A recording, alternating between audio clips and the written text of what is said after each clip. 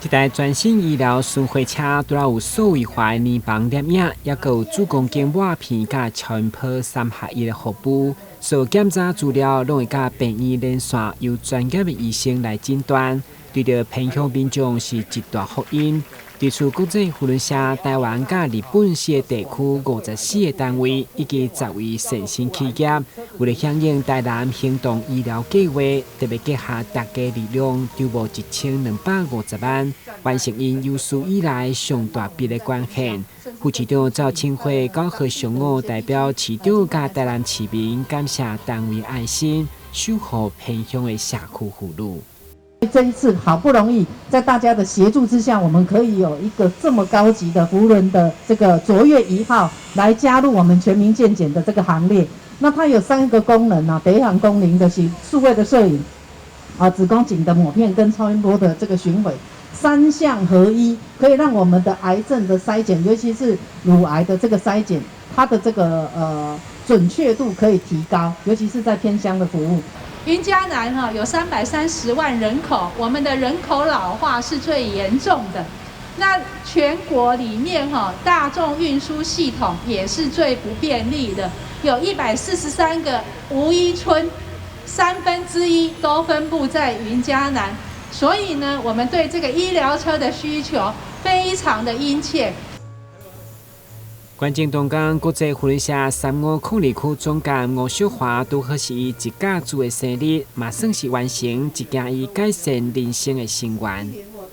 我们今年的年度口号叫“以服务改善人生”。那以服务改善人生啊，我们改善别人的人生，也是改善我们自己的人生。所以在今年度呢，我们台湾12个地区都特别来注重我们的服务计划。所以，对于这样的一个医疗设备，预防胜于治疗这个概念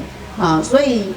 在整个偏乡里面，今天这一个服务计划也符合我们今年国际扶轮我们的癌社长，他一直来注重，希望我们从女力还有妇女的保健方面，还有孩童方面多做一些这样的一个服务计划。关键医师过后，这台医疗巡回车将提供台南病院甲成大病院斗六分院共同来使用。目前已经规划164场，预计服务4900人次，也包括婚龄的偏乡。根据统计，敢若出动一台医疗巡回车，一天就当挽救将近60位女性，会当早期发现、早期治疗。这个一台车1年可以挽救多少家庭呢？我们过去一直在跟台南市政府合作，我们过去那一辆车已经有10几年了，都是台南市政府协助我们一起在偏乡地区一起做，1年可以找出40到60个是阳性，我们1年筛选好几千个，可以40到60个，大家可以想象，1个月你几乎每个礼拜都有一个新发现，他自己不知道。